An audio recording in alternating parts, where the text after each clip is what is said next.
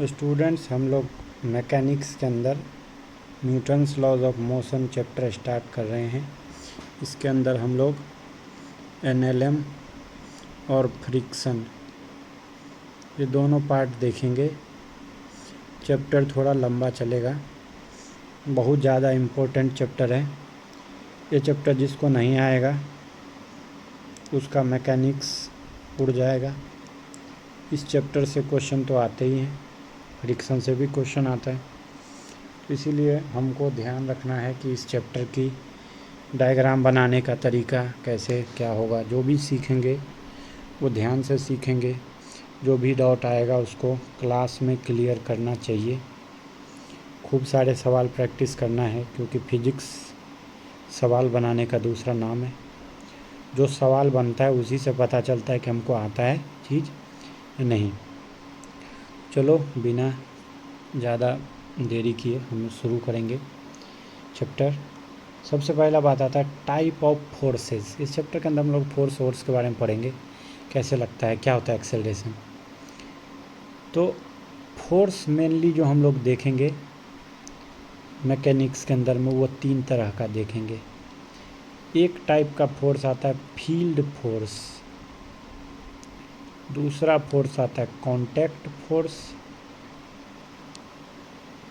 और तीसरा जो फोर्स आता है वो आता है हिंज फोर्स। क्या होता है वो अभी देखेंगे।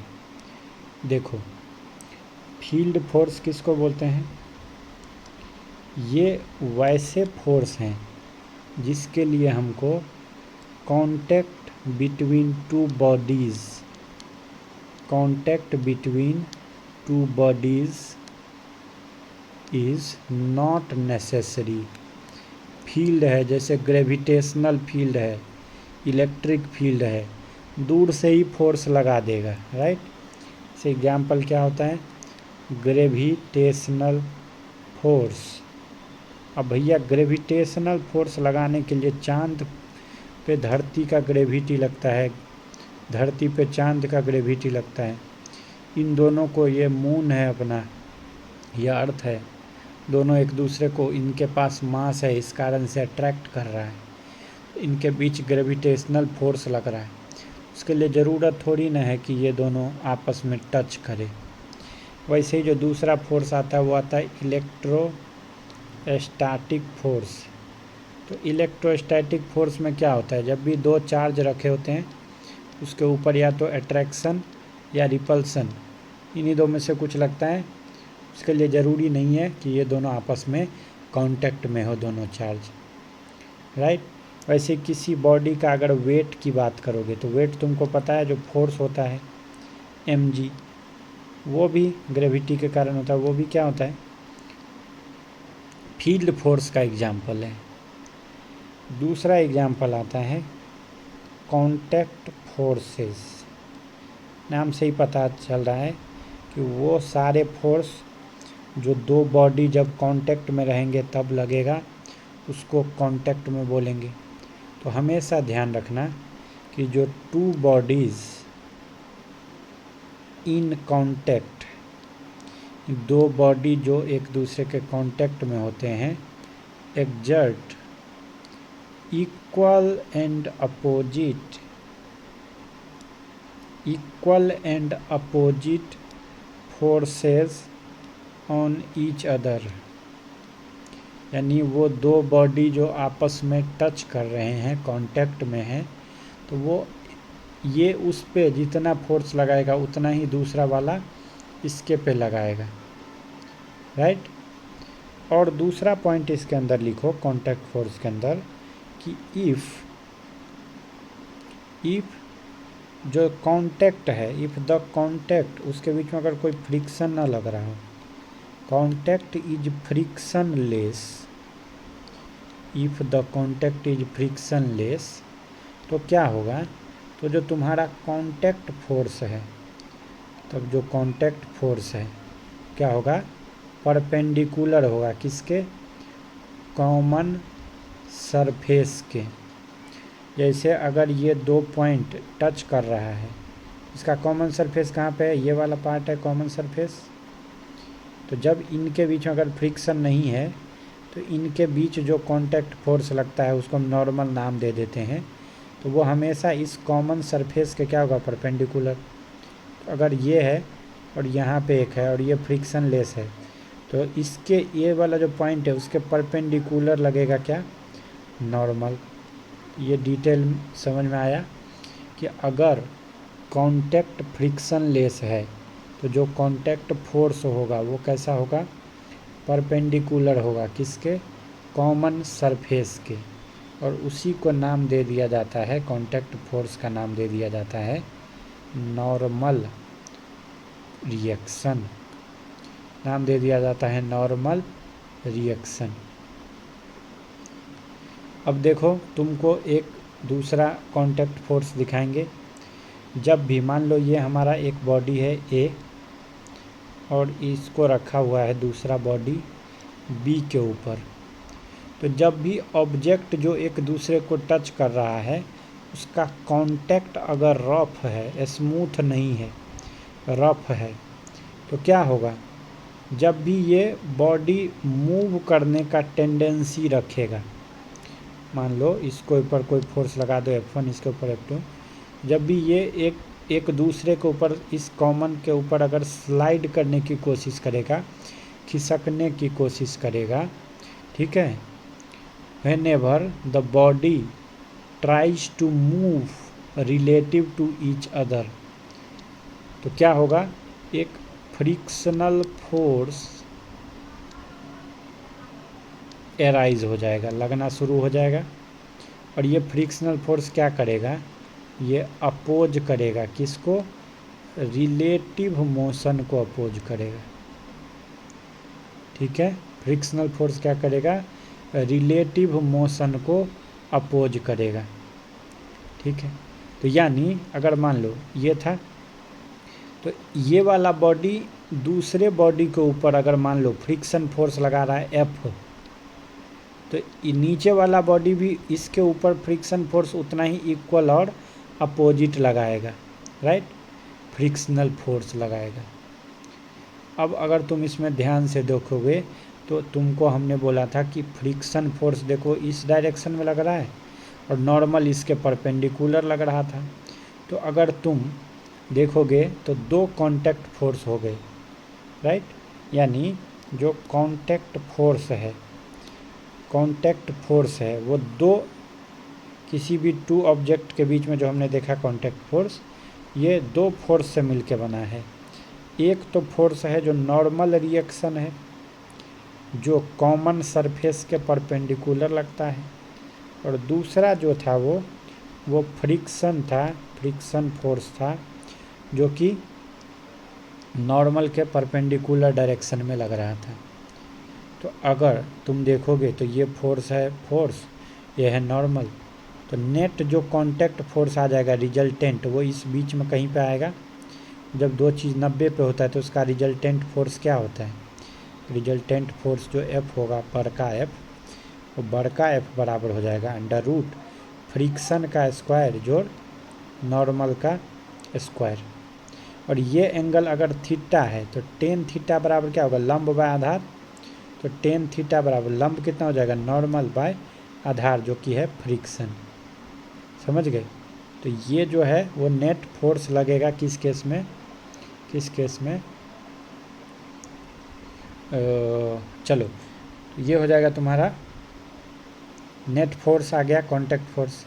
अब देखो कई किताबों में नॉर्मल को N से दिखाता है, कोई तो R से दिखाता है, बट नॉर्मली हम लोग क्या करेंगे, देखो N से R से क्यों दिखाता है रिएक्शन को, N तुम जानते हो फोर्स का जो यूनिट होता है वो कितना होता है, न्यूटन, उसको भी N से दिखाता है, अगर नॉर्मल को भी N से दिखाता है तो कई बार कन्फ्यूजन पैदा हो जाता है, इसीलिए उसको कई बार R से भी बुकों में अंदर में दिखाया जाता है। समझ गए बात।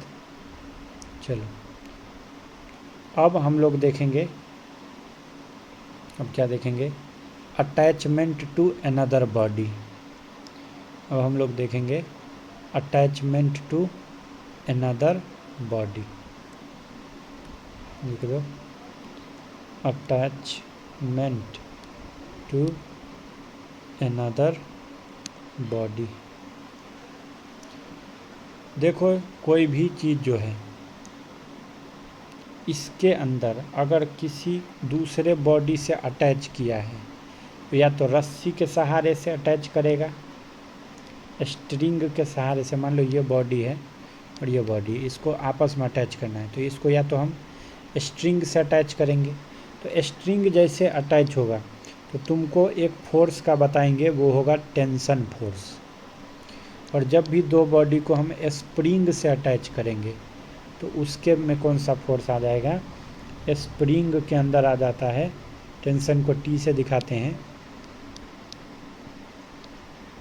Spring force. इसका मान होता है K/X के बराबर। समझ गए? तो कई बार तुम ये पूरा चैप्टर में देखोगे कि ऐसे पुल्ली रहेगा, पुल्ली से रस्सी टंगा रहेगा और दो ब्लॉक बंधे रहेंगे, बड़का एम छोटका एम ऐसे करके लिखा रहेगा। समझ रहे हो? तो इस तरीके का जो रस्सी होता है उसके अंदर क्या आता है? टेंशन आता है, राइट। तो अब कुछ पॉइंट है जो तुमको समझना है। सबसे पहला पॉइंट है, लिख लो, ये सब ज़रूरी है, कि if a string is inextensible. Inextensible का मान होता है इसकी लंबाई में वृद्धि नहीं हो सकती।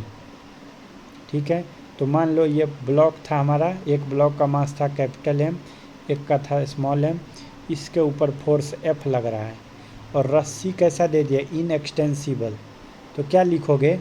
लिखोगे magnitude of acceleration of any number of masses connected through the string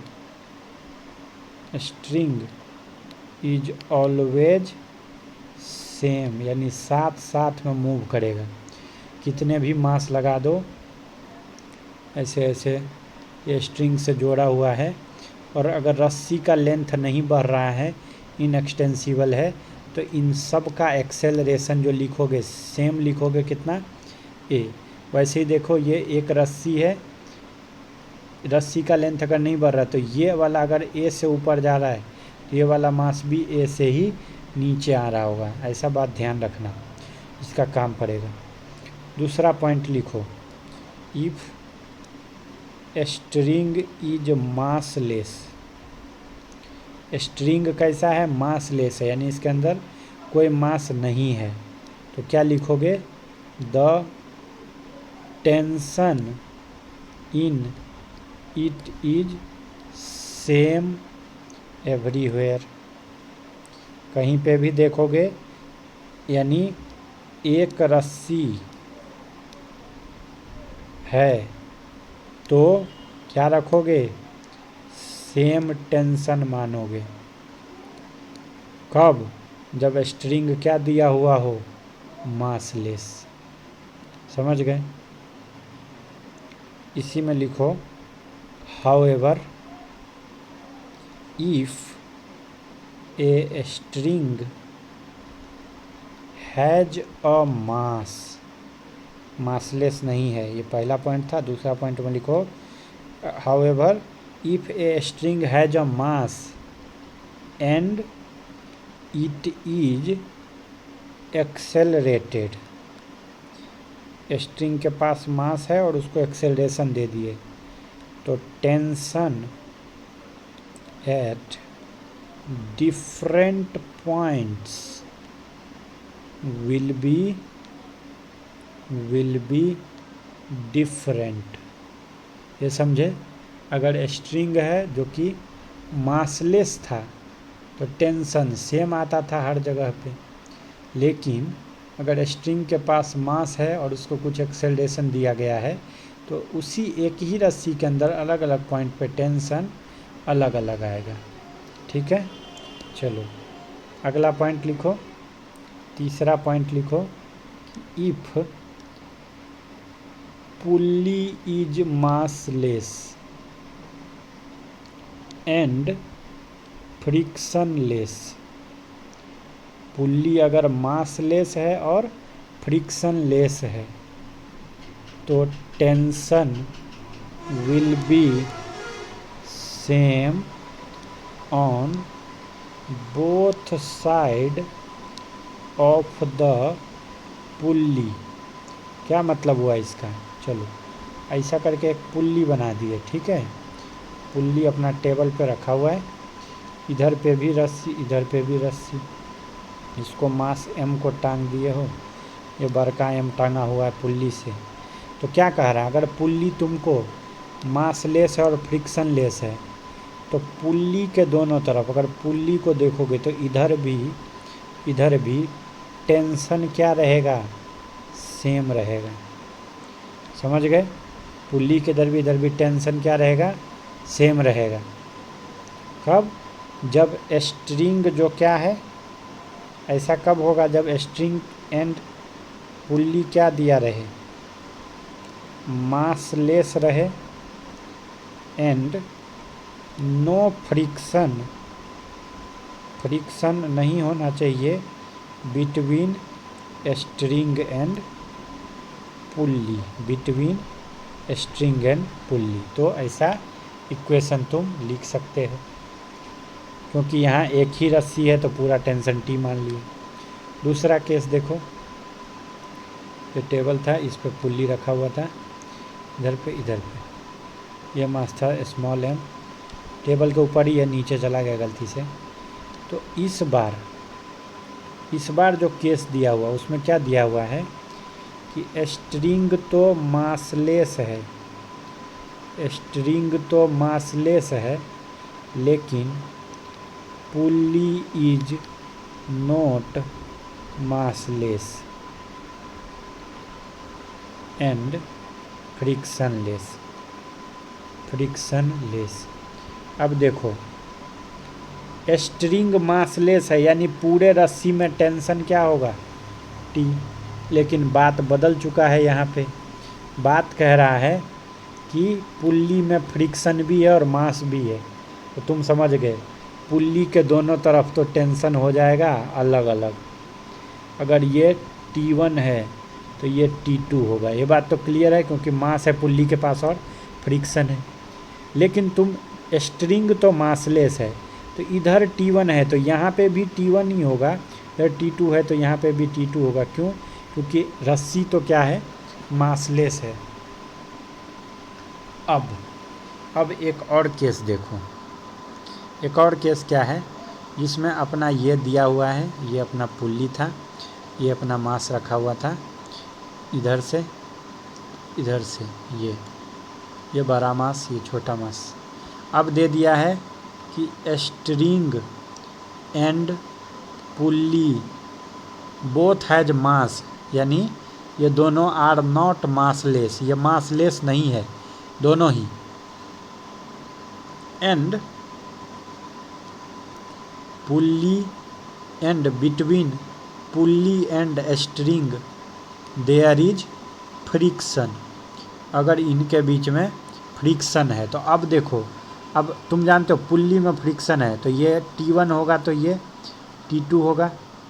रस्सी मासलेस नहीं है तो ये हो जाएगा यहाँ पे अब कुछ और, यहाँ पे आ जाएगा, मान लो ये T1 है तो यहाँ पे मान लो कुछ T3, T2 है तो यहाँ पे आ जाएगा T4, ऐसा करके कुछ। तो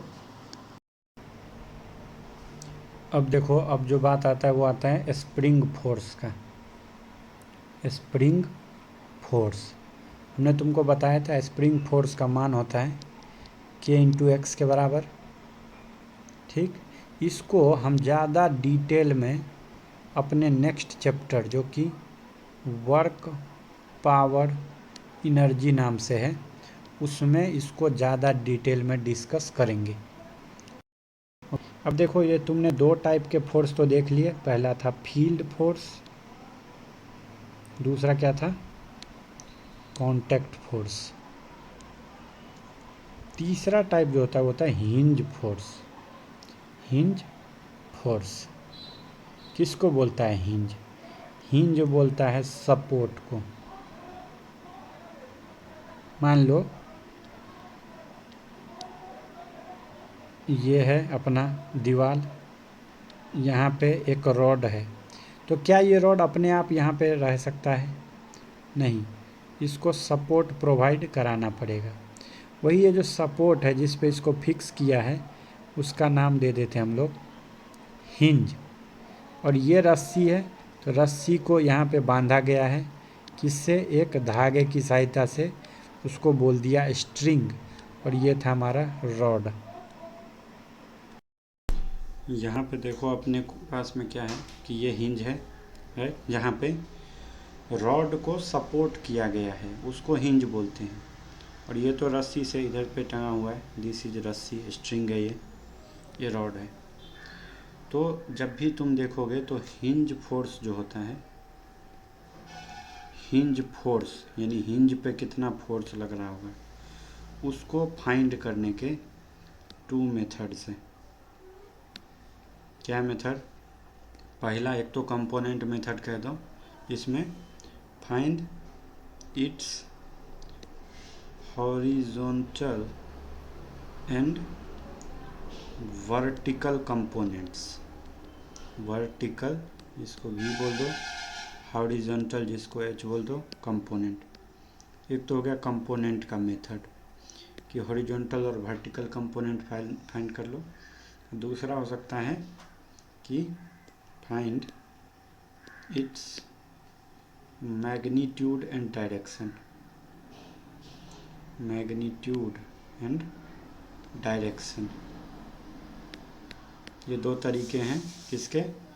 हिंज फोर्स को फाइंड करने के, राइट। अब देखो हम लोग अब देखेंगे कुछ पॉइंट्स। सबसे पहला पॉइंट क्या है? मान लो ये 2 वॉल है, ठीक है, उसके बीच में एक रॉड या सीढ़ी रखा हुआ है। ये है लैडर जिसको सीढ़ी बोलते हैं। ये अपना वर्टिकल वॉल है और ये अपना हॉरिजॉन्टल वॉल है। दोनों ही वॉल है जिसके पे ये रखा हुआ है।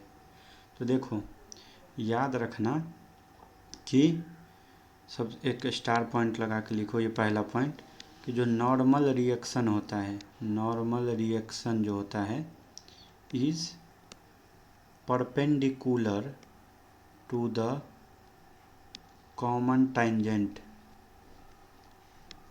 Common tangent direction. यानी नॉर्मल जो होता है वो हमेशा 2 बॉडी का जो कॉमन टेंजेंट होगा, जैसे मान लो ये सर्किल है और ये सर्किल है, तो इन दोनों का अगर ऐसा एक लाइन बीच से ड्रॉ कर दें तो ये दोनों के लिए कॉमन टेंजेंट हो गया। जो नॉर्मल लगेगा वो दोनों इस कॉमन टेंजेंट के परपेंडिकुलर डायरेक्शन में लगेगा, ठीक है, कॉमन टेंजेंट के परपेंडिकुलर लगेगा। एंड ऑलवेज एक्ट्स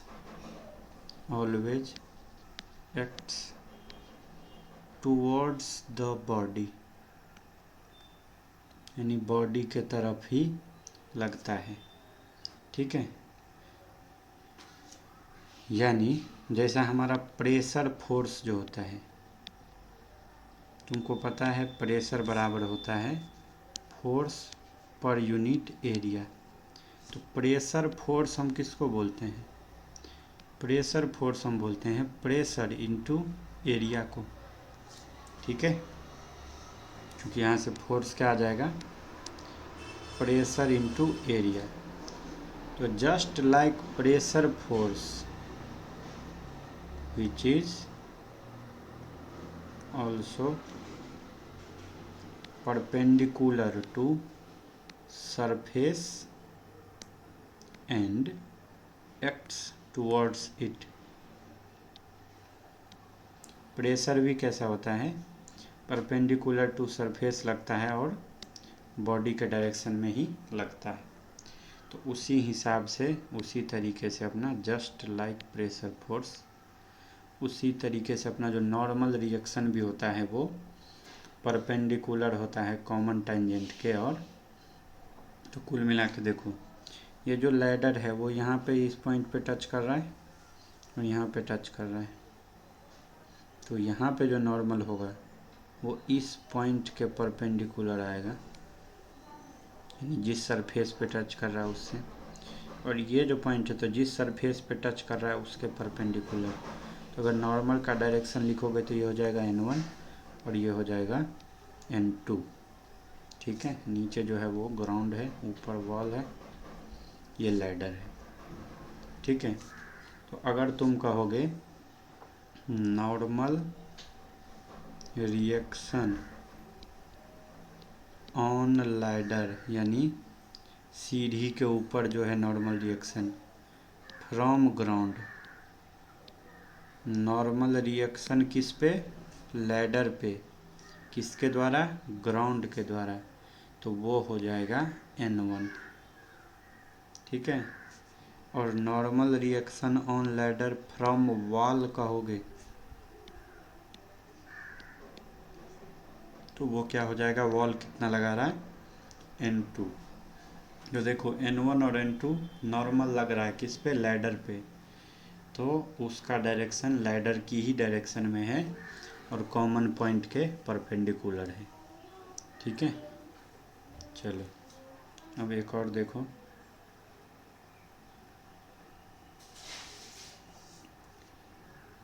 एक फिगर देखो यहाँ पे, मान लो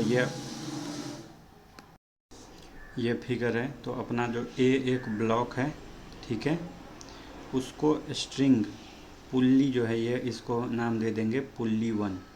ठीक है, और ये जो है हमारा वो है पुल्ली 2। उससे लगा हुआ एक दूसरा ब्लॉक B। ठीक है, और ये रस्सी तो ऊपर गया हुआ है।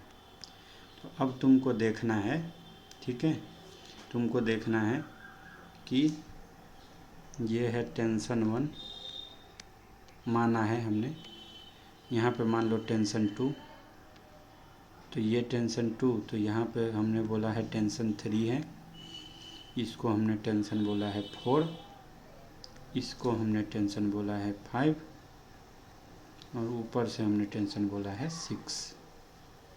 और ये वाला जो रस्सी, अलग एक रस्सी है, उसमें टेंशन 7 और ऊपर की तरफ टेंशन 8। ऐसा हमने ड्रॉ कर दिया है। अब बात उठ के आता है, क्या उठ के आता है? जो टेंशन 1 है वो किसको मिल रहा है? तो गोज़ टू ब्लॉक A। जो पहला टेंशन 1 है वो किसको लग रहा है? A पे लग रहा है। यानी अगर ये B वाला को नीचे खींचेंगे तो A वाला इधर की तरफ जाएगा। सही बात है। तो हम क्या बोल सकते हैं कि जो टेंशन 1 है वो क्या है? ये है force applied by string on block A। ये जो रस्सी है, ए वाले ब्लॉक को अगर इधर खींचना है तो वो कौन खींचेगा उसको? तो यही रस्सी खींचेगा, जो कि क्या है? टेंशन 1 है। ठीक है, और टेंशन 2 एंड टेंशन 3 कहाँ लग रहा है? अगर ध्यान से देखोगे तो ये अपना पुल्ली है, इसके एक तरफ लग रहा है टेंशन 2 और दूसरी तरफ लग रहा है टेंशन 3। तो ये किसको मिल रहा है? Tension 2 and tension 3 to pulley P1। ठीक है, अब देखो टेंशन 4, 5 एंड टेंशन 7 किसको मिल रहा है? ये दूसरी वाली पुल्ली P2 को। अगर P2 को देखोगे तो ये हमारा P2, तो इसके एक तो ऊपर लग रहा है, एक इधर लग रहा है, एक नीचे लग रहा है। नीचे लग रहा है टेंशन 7, ऊपर लग रहा है टेंशन 5 और ये लग रहा है टेंशन 4। ठीक है, टेंशन जो 8 है वो किसको लग रहा है? तो वो टू ब्लॉक B पे। यानी ये जो हमारा ब्लॉक B है उसके ऊपर एक ही फोर्स लग रहा है, जो कि ऊपर की तरफ क्या लग रहा है? रस्सी द्वारा टेंशन 8। और जो टेंशन 6 है वो किसको लग रहा है? वो तो ये रूफ को लग रहा है, ये हमारा रूफ है जिसे हमने टांग रखा है, तो ये टेंशन टू क्या जा रहा है? रूफ को जा रहा है। अगर ध्यान से देखोगे तो इसको ये टेंशन 6 लग रहा है। तो अगर क्वेश्चन में दे दिया है if string and pulleys are massless and there is no friction,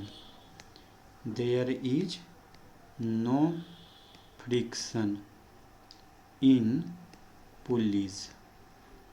pulleys के बीच में फ्रिक्शन भी नहीं है और रस्सी और पुल्ली दोनों ही मासलेस है। तो हम जानते हैं इस केस में सेम रस्सी में आ जाता है सेम टेंशन। देखो यहाँ पे एक और रस्सी है जो यहाँ से चल के आया, ऐसे करके घूम के गया, ऊपर तक गया, ये पूरा एक ही रस्सी है।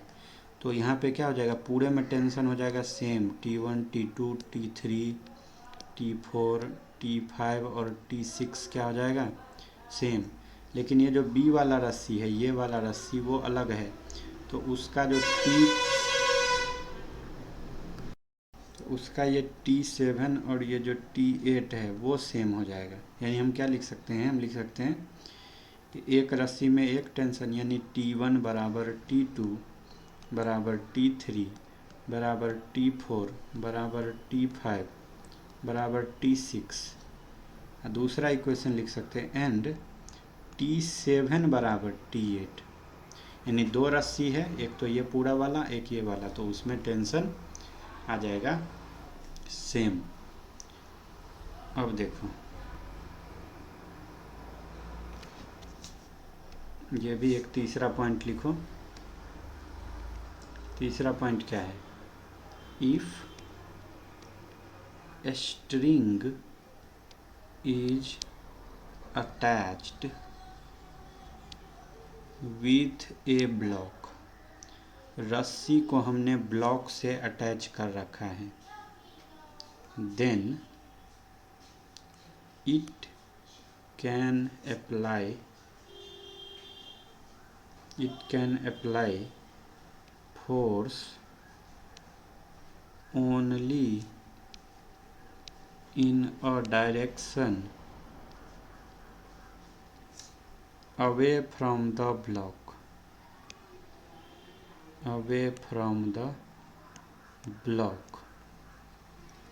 in the form of tension। यानी ये अगर ब्लॉक है, ये अगर रस्सी है, तो रस्सी केवल ब्लॉक को टेंशन के द्वारा खींच सकता है, अवे लेके जा सकता है, ब्लॉक की तरफ नहीं लग सकता है फोर्स, ये नहीं लग सकता है। अगर रस्सी है तो रस्सी, अगर तुम रस्सी को धकेल दोगे ब्लॉक की तरफ तो ढीला हो जाएगा, रस्सी खींचेगा कैसे? इसीलिए रस्सी जब तना हुआ रहेगा यानी टेंशन में रहेगा, रस्सी तना हुआ रहेगा, तभी वो ब्लॉक को फोर्स लगा सकता है, खींच सकता है। ठीक है। अब दूसरा पॉइंट क्या है इसी में? दूसरा पॉइंट है कि if the block is attached with a rod. तुम रॉड और रस्सी में अंतर समझते हो? Then it can apply force on block in both the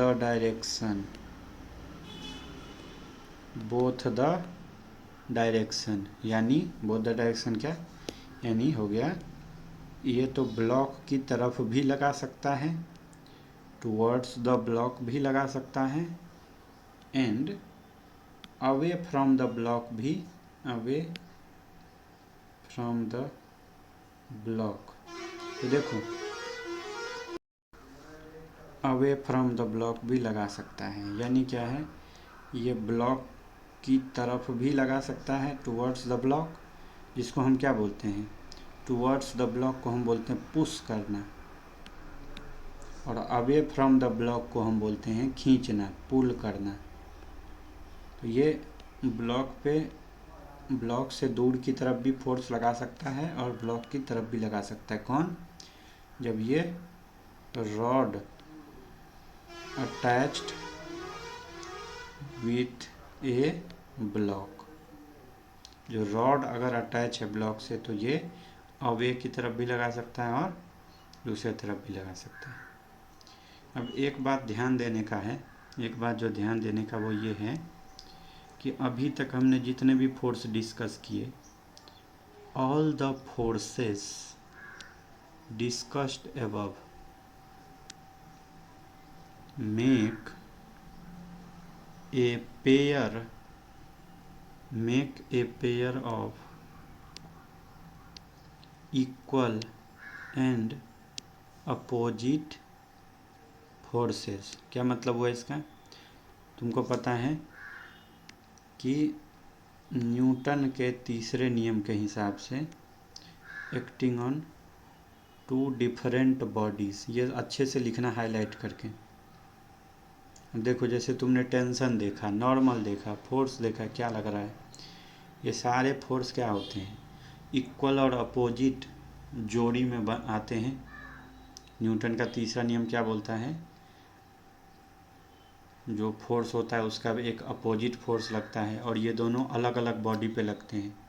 यानी अगर रस्सी ब्लॉक के ऊपर टेंशन लगा रहा है तो रस्सी के ऊपर भी टेंशन लग रहा होगा।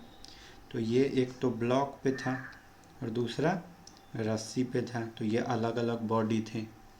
ठीक है, तो हम क्या बोलें कि हमने बोला कि जो भी फोर्स हमने डिस्कस किया है, they make a pair of equal and opposite force, जो कि एक्ट करता है अलग अलग बॉडी के ऊपर।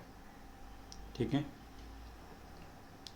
तो देखो अब हम लोग एक कॉन्सेप्ट देखेंगे जिसका हमको सीखना है, free body diagram. Free body diagram किसको बोलते हैं? देखो फ्री बॉडी डायग्राम जो होता है, FBD भी इसको बोलते हैं। इट इज़, लिखो, it is diagrammatic, it is diagrammatic representation of a single body और ए सब सिस्टम ऑफ बॉडीज़। ये तो सिंगल बॉडी का भी हो सकता है या सिस्टम का भी FBD बना सकते हैं, जो कि सिस्टम कैसे होना चाहिए, आइसोलेटेड फ्रॉम इट्स सराउंडिंग, यानी अपने आसपास की चीज़ों से इसको आइसोलेट करके देखते हैं, डायग्राम बनाते हैं। इसमें क्या दिखाते हैं, showing all the forces acting on it, acting on it. ठीक है, तो देखो क्या होता है, तुमको पता है कि फ्री बॉडी डायग्राम अभी हमने बोला है कि ये वो डायग्राम है जिसके अंदर हम लोग किसी भी सिंगल बॉडी या सब सिस्टम के ऊपर लगने वाले सारे फोर्स को दिखाते हैं और बॉडी को उसके सराउंडिंग से आइसोलेट करते हैं। अब तुम जानते हो कि कोई भी सिस्टम, नेचुरल सिस्टम हो या ह्यूमन के द्वारा बनाया गया सिस्टम हो, जिसमें ऐसा जो सिंगल बॉडी एलोन रहता नहीं है, ठीक है, या अपने आप में कंप्लीट नहीं रहता है, वो जो सिंगल बॉडी है वो किसी सिस्टम का पार्ट होता है। जबकि हालांकि हम इसको क्या कर सकते हैं कि हम लोग उसको, उस सिस्टम को स्टडी करने के लिए उसके जो बाकी का चीज़ है उसको इग्नोर करके, उससे आइसोलेट करके देख के बनाते हैं। जैसे मान लो कि एक बुक रख दिए हो तुम किसी हॉरिजॉन्टल सरफेस पे, ये है बुक और ये नीचे जो है वो सरफेस है। अगर इसका हम फ्री बॉडी डायग्राम बनाएंगे बुक का, ठीक है, फ्री बॉडी डायग्राम जो बनाएंगे केवल बुक का, तो क्या होगा, तो देखो ये बुक का अपना कुछ तो मास अगर m है, इसका वेट जो है ग्रेविटी के कारण नीचे लग रहा होगा, जो कि सेंटर ऑफ मास से पास करेगा, तो ये हो जाएगा वेट, जिसका मान कितना होता है m/g। और जब भी ये बुक किसी सरफेस पे रखा है, उसके कांटेक्ट में है, तो इस सरफेस के परपेंडिकुलर डायरेक्शन में एक कांटेक्ट फोर्स आएगा, जिसका नाम हम दे देते हैं नॉर्मल n, ठीक है, इसका नाम हम क्या दे देते हैं n। तो n क्या है हमारा यहाँ पे, n जो है वो है रिएक्शन। कौन लगा रहा है, ये किस पे लग रहा है, तो एक्सर्टेड ऑन द बुक, ये रिएक्शन बुक पे एग्जर्ट कर रहा है, क्योंकि बुक जो था हमारा वो W वेट किस पे लगा रहा था, धरती पे, तो धरती ने भी उसके ऊपर एक नॉर्मल रिएक्शन लगा दिया बुक के ऊपर। तो नॉर्मल जो है वो क्या है, रिएक्शन है exerted on the book by the surface, surface ने लगा दिया है ये रिएक्शन फोर्स, किसके एक्शन में, तो W जो था वो क्या था, वो था वेट, जो कि mg के बराबर था। कहाँ से पास कर रहा था, एक्ट कहाँ पे कर रहा था, तो acting through centre of gravity, किसी भी बॉडी के सेंटर ऑफ ग्रेविटी से ही उसका वेट पास करता है, ठीक है। चलो अब एक क्वेश्चन है, देखो क्वेश्चन में क्या दिया हुआ है, एक सिलेंडर दिया हुआ है जिसका वेट है W, वो V ग्रूव, V शेप का एक ग्रूव है, ऐसा करके ये V शेप का है, ग्रूव मतलब होता है होल, छेद, उस पर रखा हुआ। तुमको इसका फ्री बॉडी डायग्राम बोल रहा है बनाने को, किसका, सिलेंडर का। तो ये है सिलेंडर, इसका ये सेंटर, सेंटर से क्या पास करेगा, इसका W वेट, और ये दो जगह टच कर रहा है, तो एक तो ये इस सरफेस को यहाँ पे टच कर रहा है और एक यहाँ पे टच कर रहा है, तो दो जगह टच कर रहा है तो दो नॉर्मल लगेगा। और तुम जानते हो कि कोई भी जो सर्कुलर शेप का होता है उसका टेंजेंट के जो परपेंडिकुलर लाइन जाता है वो हमेशा सेंटर से पास करता है। तो सर्किल का प्रॉपर्टी है कि अगर सर्किल के टेंजेंट पे नॉर्मल ड्रॉ करेंगे तो वो सेंटर से पास करेगा, यानी यहाँ वाला भी जो पॉइंट है उससे जब तुम नॉर्मल, और नॉर्मल हमेशा ये टच पॉइंट के परपेंडिकुलर डायरेक्शन में आएगा जो कि सेंटर से पास करेगा, तो एगो नॉर्मल तो इस डायरेक्शन में आ जाएगा, ठीक है, और एगो नॉर्मल यहाँ पे टच कर रहा है तो इस डायरेक्शन में आएगा, उसको क्या बोलेंगे n1। तो यही बात हो गया क्लियर। तो ये जो है हमारा फ्री बॉडी डायग्राम हो गया, किसका, सिलेंडर का। एक और सवाल दिया हुआ है, 3 ब्लॉक दिया हुआ है A, B और C, जो कि एक दूसरे के ऊपर रखा हुआ है, placed one over the other, जैसा कि डायग्राम में दिखाया गया है। तुमको तीनों ही ब्लॉक का बोल रहा है फ्री बॉडी डायग्राम हमको बना के दिखाओ। सबसे पहले तुम देखोगे ऊपर वाले ब्लॉक को, A को, A जो ब्लॉक है तो उसका वेट नीचे की तरफ लग रहा होगा, और ये जो A वाला वेट नीचे लग रहा होगा उस कारण से B क्या कर रहा होगा, इसके ऊपर एक नॉर्मल फोर्स दे रहा होगा जो कि ऊपर की तरफ लगेगा, उसका नाम दे दो नॉर्मल 1, ठीक है, नॉर्मल 1। तो नॉर्मल 1 क्या था अपना, ये था नॉर्मल रिएक्शन, किसके बीच में, बिटवीन A एंड B, ठीक है। अब B वाले को देखोगे,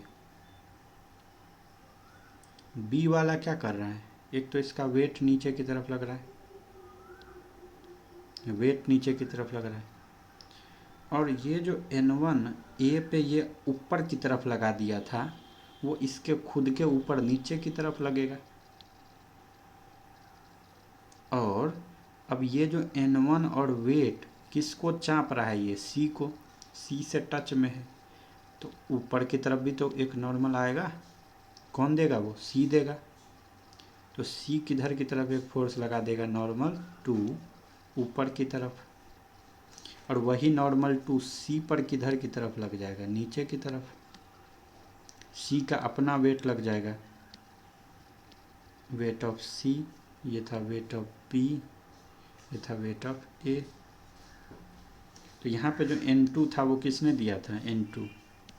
तो N2 था normal reaction between B and C, ये बिटवीन है B एंड C।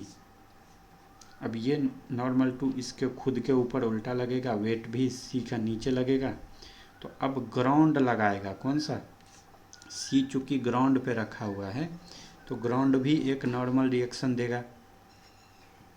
जितना टच हुआ है, जितना टच सरफेस है, कांटेक्ट, उतना कांटेक्ट फोर्स यानी उतना नॉर्मल। तो यहाँ पे N1, यहाँ पे N2, ये N3। अगर इस बीच में देखोगे तो ऊपर नीचे, यहाँ पे भी ऊपर नीचे, यहाँ पे भी ऊपर नीचे, N3 N3, N2 N2, N1 N1, ऐसा लग रहा है ये, ठीक है। तो यहाँ पे N3 क्या हो जाएगा, N3 हो जाएगा normal reaction between C and ground. ये बात समझे। चलो तीसरा एक क्वेश्चन दिया हुआ है, a block of mass m is attach with two string. दूगो रस्सी जैसा कि डायग्राम में दिखाया गया है, उससे ब्लॉक का जिसका मास कितना है m, वो अटैच है। तुमको बोल रहा है इसका फ्री बॉडी डायग्राम बनाओ। तुमको पता है ये ब्लॉक है, ब्लॉक का बोला बनाने, तो ये लाइन अपना हॉरिजॉन्टल लाइन है। वो पता है ब्लॉक का मास m है, तो इसका एक वेट तो नीचे की तरफ लगेगा, वो होगा m इंटू जी। और दो रस्सी है, तो रस्सी का टेंशन हमेशा ब्लॉक से दूर की तरफ लगता है। तो ये रस्सी है, तो इसका टेंशन ब्लॉक से दूर की तरफ लगेगा T1, और इसका कुछ इधर की तरफ लगेगा ब्लॉक से दूर T2। और ये थीटा है, तो ये भी रस्सी थीटा। तो यही हो गया इसका फ्री बॉडी डायग्राम, यानी ब्लॉक के ऊपर लगने वाले सारे फोर्स को हमने क्या बोल दिया, फ्री बॉडी डायग्राम। अब जो अपना कॉन्सेप्ट आता है वो आता है इक्विलिब्रियम। इक्विलिब्रियम किसको बोलते हैं, देखो बहुत सारे अगर फोर्सेज हों, ठीक है, फोर्सेज बहुत सारे हों, 1 2 3 4 5 6 जितना भी है उतना, और उसका अगर रिजल्टेंट जो है, नेट रिजल्टेंट, वो अगर जीरो हो जाए, और अगर टॉर्क भी जीरो हो जाए, ठीक है, टॉर्क भी यानी जो टर्निंग इफेक्ट बोलते हैं, घुमा भी ना पाए और खिसका भी ना पाए, टर्निंग इफेक्ट भी कितना हो जाएगा, जीरो।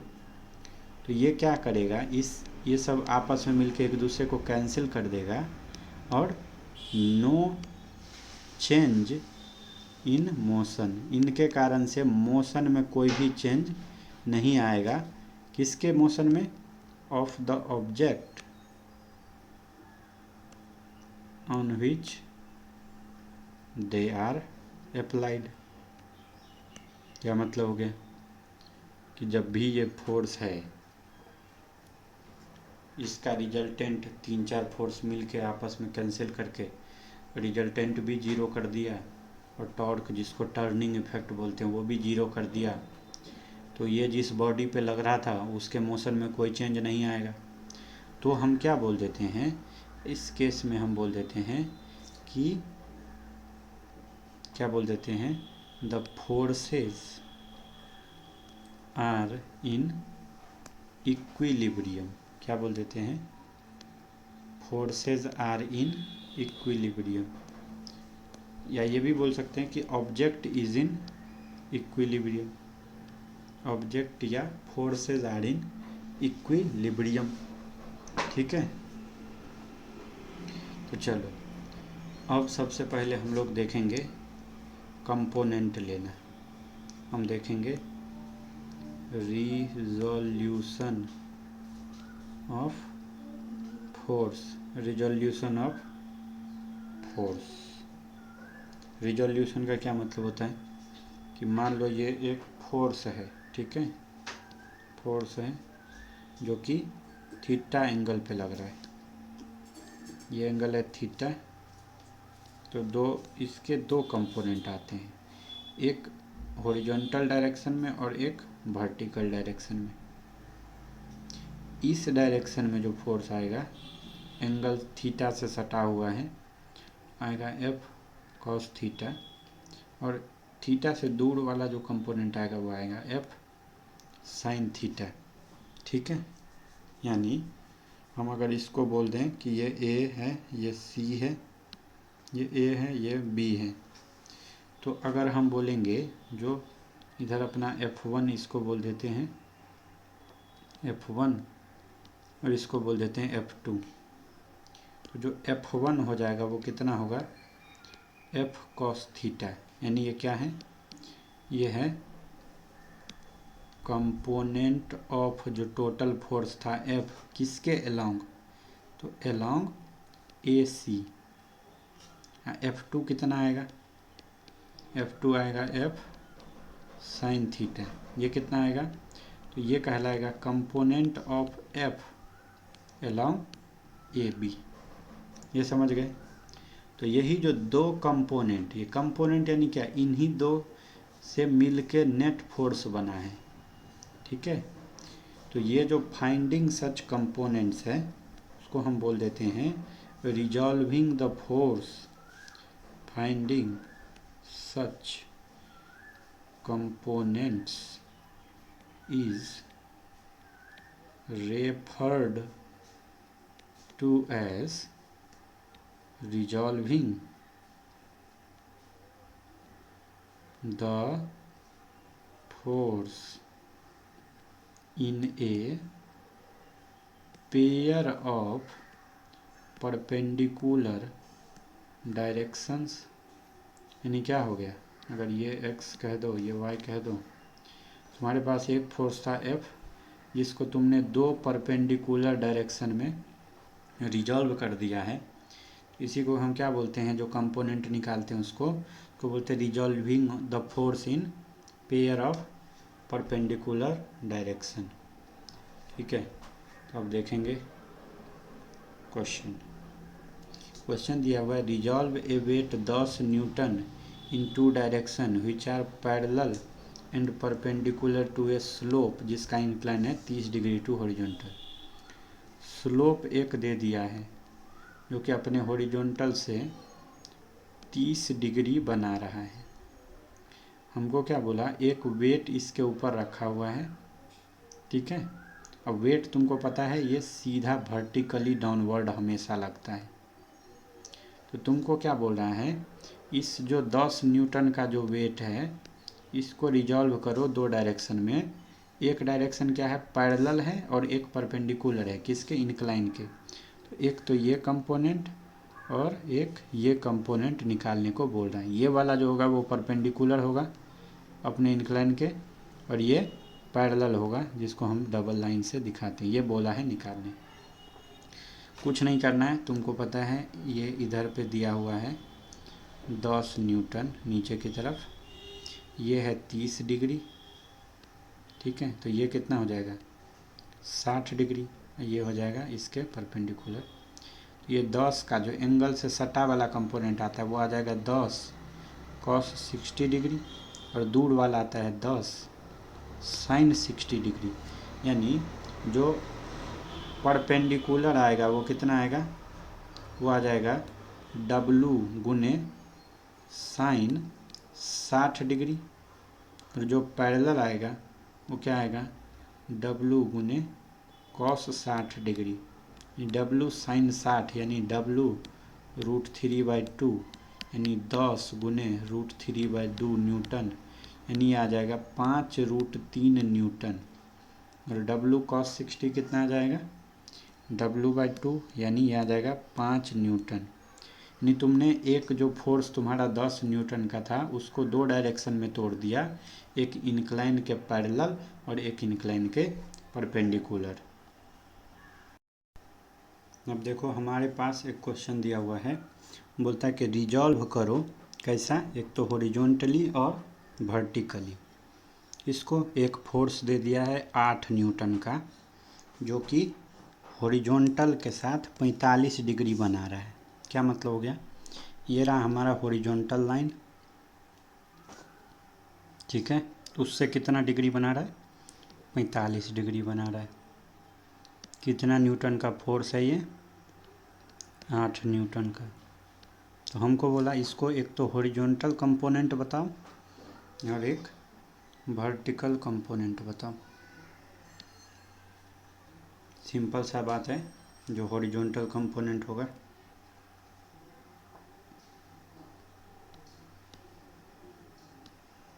हॉरिजॉन्टल कंपोनेंट किसका, अपने फोर्स F का, उसको हमने FH से दिखाया है, वो होगा F, एंगल सटा हुआ है, जाएगा F cos 45, और ये एंगल से दूर वाला हो जाएगा F sin 45, हो जाएगा F cos 45। F का मान है 8, cos 45 का मान होता है 1/√2, तो ये हो जाएगा 4√2 न्यूटन। और जो इसका वर्टिकल कंपोनेंट होगा, वर्टिकल कंपोनेंट ऑफ फोर्स, इसको हमने FV से दिखाया है, वो हो जाएगा F sin 45, और ये हो जाएगा F 8 sin 45 का मान भी होता है 1/√2, यहाँ आ जाएगा 4√2 न्यूटन। काफ़ी आसान था ये, ठीक है। अब क्या दिया हुआ देखो, क्वेश्चन दिया हुआ है, a body is supported on a rough plane inclined at 30 degree to the horizontal by a string attach to the body and held at an angle 30 degree to the plane. क्या मतलब हो गया इसका, इसका मतलब सिंपली ये है कि एक तो इंक्लाइन दे दिया है, ढलान, उसका इंक्लिनेशन एंगल है 30 डिग्री, उस पे एक बॉडी है, उसको सपोर्ट किस पे किया हुआ है, रफ प्लेन,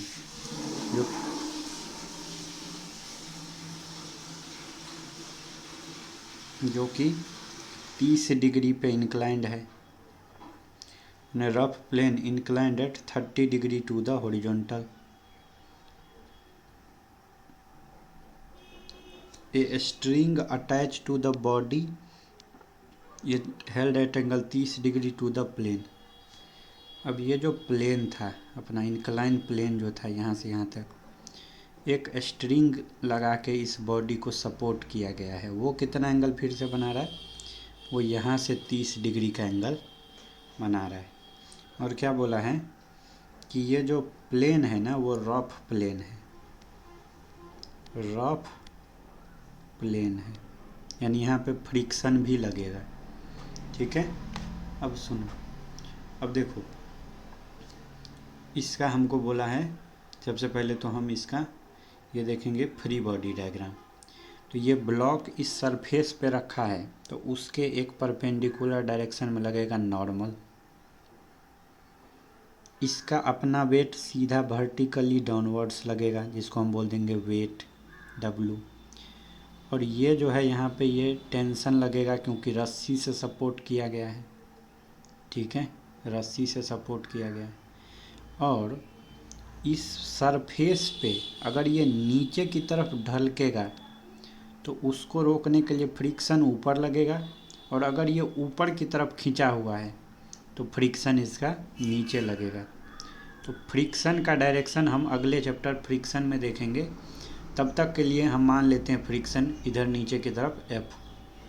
ठीक है, अब हमको क्वेश्चन क्या बोला, हमको बोला कि draw a diagram showing the force acting on the body. तो हमने बॉडी पे लगने वाले फोर्स को दिखा दिया है और बोला इसको रिजॉल्व करो ईच फोर्स को। पहला पार्ट बोला कि हॉरिजॉन्टल और वर्टिकल डायरेक्शन में, हॉरिजॉन्टल और वर्टिकल डायरेक्शन में। तो अगर ध्यान से देखोगे तो ये रहा हमारा बॉडी, ठीक है, ये सेंटर ले लो। तो वर्टिकल डायरेक्शन में लगेगा वेट, इस डायरेक्शन में लग रहा है फ्रिक्शन,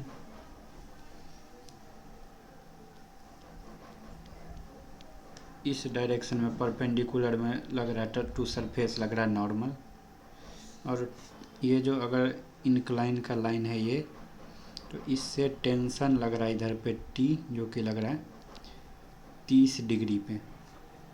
ठीक है, तो अगर हम यहाँ पे अगर देखो ये हमारा हॉरिजॉन्टल लाइन है, तो ये 30 बना रहा है, तो ये भी 30 बना रहा होगा, राइट।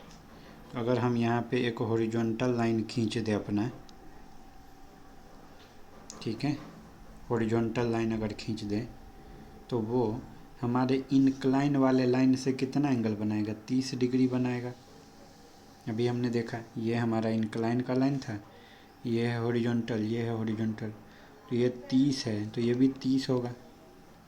अब ध्यान दो, इस वाले लाइन का नाम हम क्या बोल सकते हैं, ये है अलोंग द इंक्लाइन, ये इंक्लाइन के अलोंग है, ऐसा लाइन है ये, अलोंग द इंक्लाइन। ऐसा जो भी लाइन आ रहा है उसको हम बोल सकते हैं परपेंडिकुलर टू इंक्लाइन, ये अपने इंक्लाइन के 90 पे है। ये है अपना हॉरिजॉन्टल लाइन, और ये अगर खींचोगे तो वर्टिकल लाइन। तो हमको एक, हमने तो हॉरिजॉन्टल लाइन खींच दिया है, और एक अगर वेट को ही पीछे की तरफ बढ़ा दोगे तो ये वाला लाइन जो आ जाएगा वो वर्टिकल लाइन आ जाएगा। अब सारे का जब तुम हॉरिजॉन्टल डायरेक्शन में देखोगे, ये है 30, तो ये भी हो जाएगा 30 डिग्री सम्मुख कोण। तो अगर तुम हॉरिजॉन्टल डायरेक्शन में देखोगे तो जो नेट फोर्स आएगा हॉरिजॉन्टल में वो क्या आएगा, एक तो इस टेंशन का कंपोनेंट आ जाएगा, कितना, ये पूरा 60 है, तो T cos 60 आ जाएगा। ठीक है, नॉर्मल का क्या आएगा, तो नॉर्मल का इधर की तरफ एक आएगा, ये 30 है तो ये हो जाएगा 60, तो इधर आएगा n cos 60, ऊपर आएगा n sin 60। तो देखो अगर तुमने इस टेंशन को इधर लिखा तो ये आएगा T cos 60, वेट का ये 30 है, ये 30, ये पूरा था 60। ठीक है, तो अगर तुम बारी बारी से इन तीनों फोर्स को देखोगे, सबसे पहले तो तुम्हारा जो ये फ्रिक्शन का फोर्स है, ठीक है, ये फ्रिक्शन लग रहा है, वो कितने पे लग रहा है, वो ऐसा लग रहा है 30 डिग्री पे। ठीक है, तो इधर की तरफ आ जाएगा F cos 30, और नीचे की तरफ आ जाएगा F sin 30। ठीक है, अगर तुम नॉर्मल की बात करोगे तो नॉर्मल जो तुम्हारा लग रहा है वो कितना एंगल बना रहा है हॉरिजॉन्टल से, तो 60 डिग्री बना रहा है। तो नॉर्मल का भी दो कंपोनेंट आ जाएगा, n sin 60, और इधर की तरफ आ जाएगा n cos 60। इधर की तरफ है ये टेंशन T, जिसका कितना एंगल पे लग रहा है, ये फिर से टेंशन हॉरिजॉन्टल से 60 का एंगल बना रहा है, ध्यान से देखो। तो इसका एक कंपोनेंट आ जाएगा इधर T cos 60, और ऊपर की तरफ आ जाएगा T sin 60। अब वेट तो सीधा सीधा वर्टिकली डाउनवर्ड्स ही लग रहा है। तो इस तरीके से अगर तुम देखोगे तो हमने सारे फोर्स को हॉरिजॉन्टली और वर्टिकली लगा दिया है कंपोनेंट। तो इसका अगर हम लोग टेबल बना दें, तो मान लो किसी एक तरफ को मान लोगे, इधर की तरफ मान लो है पॉजिटिव, इधर की तरफ है पॉजिटिव, तो जो नीचे लग रहा है उस फोर्स को बोल दोगे निगेटिव, जो इधर लग रहा है उसको बोल दोगे निगेटिव। तो अगर तुम T cos 60 को बोलोगे पॉजिटिव, तो इसको और इसको निगेटिव बोलना पड़ेगा, ठीक है। तो अगर तुमने क्या देखा, तुमने देखा कि जो तुम्हारा फ्रिक्शन था वो उसका दो कंपोनेंट हो रहा था, इधर की तरफ हो रहा था F sin 30 और इधर की तरफ हो रहा था F cos 30। ये लग रहा था तुम्हारा फ्रिक्शन कितने एंगल पे, 30 डिग्री पे। वैसे ही तुम्हारा जो नॉर्मल लग रहा था उसका भी दो कंपोनेंट आ रहा था। नॉर्मल यहाँ से 60 बना रहा था, तो ये आ रहा था n cos 60 और ये आ रहा था n sin 60। फिर से टेंशन का जो था तुम्हारा टेंशन T, उसका दो कंपोनेंट था, कितना, ये था T cos 60 और ये था T sin 60, और वेट नीचे की तरफ लग रहा था, ठीक है। तो इसका मतलब है कि अगर तुम लोग इसको मान लो कि तुम इसको बोल देते हो ओरिजिन, ये अपना एक्स एक्सिस और ये वाई एक्सिस, तो अगर तुम तीन फोर्स की बात करते हो, फोर्स कौन कौन सा था, फ्रिक्शन फोर्स, नॉर्मल, टेंशन और वेट, तो उसको अगर कंपोनेंट देखोगे, कंपोनेंट, तो अगर हॉरिजॉन्टल कंपोनेंट बोलोगे तो हॉरिजॉन्टल किसके होगा, ये होगा पैरेलल टू ओ एक्स, ये वाला लाइन हॉरिजॉन्टल ओ एक्स के पैरेलल। और अगर वर्टिकल कंपोनेंट की बात करोगे तो ये क्या होगा, ये होगा parallel to O Y, parallel to O Y. तो इसमें अब इसका कंपोनेंट देखो, तो फ्रिक्शन का इधर की तरफ और इधर की तरफ, चूँकि ये उल्टा है तो ओ एक्स वाले को माइनस एफ कॉस 30 लिखना पड़ेगा। नॉर्मल का अगर एक्स डायरेक्शन में देखोगे तो फिर से ये उल्टा आ रहा है, तो माइनस एन कॉस 60 आएगा, और टी कॉस 60 एक्स के डायरेक्शन में ही है तो ये प्लस में रखेंगे टी कॉस 60, और एक्स डायरेक्शन में तो ये लग ही नहीं रहा है, इसका कोई कंपोनेंट नहीं है, तो ये हो जाएगा 0। तो यानी इसका वेट का तो पूरा कंपोनेंट वर्टिकल ही आएगा। फ्रिक्शन का वर्टिकल डायरेक्शन में कितना था, नीचे की तरफ था, तो फिर माइनस, नॉर्मल का वर्टिकल ऊपर की तरफ था n sin 60, तो ये तो प्लस ही रखेंगे, और t sin 60 जो है इसका वो भी ऊपर की तरफ है तो ये भी प्लस रखेंगे। अब हमको क्या बोलता है, हमको जो क्वेश्चन दिया हुआ है वो है सेकंड कि पैरेलल और परपेंडिकुलर टू प्लेन ड्रॉ करो, पैरेलल और परपेंडिकुलर भी ड्रॉ करो। तो देखो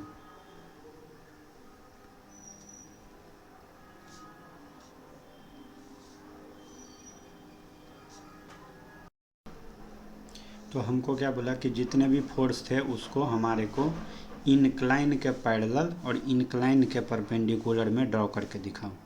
तो ये था हमारा इनक्लाइन, ठीक है, फ्रिक्शन हमने इधर मान लिया था, ये था हमारा ब्लॉक, ये था फ्रिक्शन, ये हमारा लग रहा था वेट W, ठीक है, ये लग रहा था टेंशन जो कि 30 डिग्री एंगल पे लग रहा था टेंशन, और एक इसी के परपेंडिकुलर लग रहा था इस डायरेक्शन में नॉर्मल। अब देखो जो फोर्स है हमारे पास वो क्या क्या है, तो फोर्स तो एक टेंशन है, नॉर्मल है, फ्रिक्शन है और वेट है। तो अगर तुम, अब हमको डायरेक्शन कैसा लेना है, हमको एक तो अलोंग द इंक्लाइन लेना है और एक इंक्लाइन के परपेंडिकुलर लेना है। तो मान लो ये हमारा O, ठीक है, तो इस डायरेक्शन को मान लो हम x डैश बोल देते हैं और इसको y डैश बोल देते हैं। हमको एक तो इधर के डायरेक्शन में निकालना और एक इधर के डायरेक्शन में सारे फोर्स का कंपोनेंट लेना है। देखो इनक्लाइन के अलोंग ही लग रहा है कौन सा, फ्रिक्शन, और इनक्लाइन के परपेंडिकुलर लग रहा है कौन सा, नॉर्मल। ये दोनों तो अलोंग इनक्लाइन ही, खाली एगो फोर्स है टेंशन।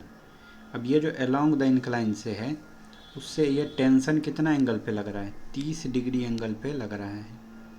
इसका एक कंपोनेंट अलोंग द इंक्लाइन आ जाएगा t cos 30, एक परपेंडिकुलर टू इंक्लाइन आ जाएगा t sin 30 डिग्री, और एक वेट लग रहा है जो कि सीधा नीचे लग रहा है तो उसका एक परपेंडिकुलर डायरेक्शन में भी आएगा और एक इस डायरेक्शन में इंक्लाइन के अलॉन्ग आएगा। तो वो ये 30 डिग्री है, ये 30, तो ये 60, तो फिर ये 30। तो ये वेट की अगर बात करोगे तो वेट का जो ये वेट है तो ये हो जाएगा W, एंगल से सट रहा तो cos 30, एंगल से दूर वाला तो sin 30।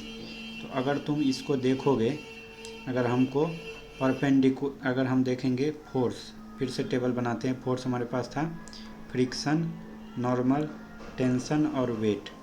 अगर हम देखेंगे कि parallel to O X dash, अब ये ऐसा कुछ नहीं है, हमने माना है इधर को हम पॉजिटिव लेंगे तो पीछे को निगेटिव, ऊपर को अगर पॉजिटिव लेंगे तो नीचे को निगेटिव। ऐसा तुम अपना साइन कन्वेंशन दिखा देना वहाँ पे। पैरेलल टू ओ एक्स को हम क्या बोल सकते हैं कि अलोंग द इंक्लाइन, या इसी को बोल सकते हैं कि पैरेलल टू इंक्लाइन प्लेन, और parallel to O Y dash को बोल सकते हैं परपेंडिकुलर टू प्लेन, क्योंकि ओ वाई डैश का जो डायरेक्शन है वो प्लेन के परपेंडिकुलर डायरेक्शन में है। तो फ्रिक्शन का कौन सा कंपोनेंट आएगा, एक्स के अलॉन्ग, तो एक्स के अलॉन्ग तो नहीं आ रहा है, माइनस में आ रहा है, तो कितना -f आ रहा है, और इसके परपेंडिकुलर कोई कंपोनेंट नहीं है तो 0। नॉर्मल का अलॉन्ग द इंक्लाइन कितना आ रहा है 0, लेकिन परपेंडिकुलर टू कितना आ रहा है प्लस में n। टेंशन का अलॉन्ग द इंक्लाइन आ रहा है t cos 30 के बराबर, जो कि पॉजिटिव रहेगा क्योंकि इधर ही हमने पॉजिटिव माना है, ऊपर की तरफ भी हमने पॉजिटिव माना है, तो ये t sin 30 आ जाएगा। और जो वेट था, वेट तो सीधा नीचे की तरफ लग रहा था, उसके दो कंपोनेंट थे, अलॉन्ग द इंक्लाइन में उल्टा लग रहा है यानी माइनस में आ जाएगा, और इधर भी नीचे लग रहा है तो ये cos 30 माइनस में आ जाएगा।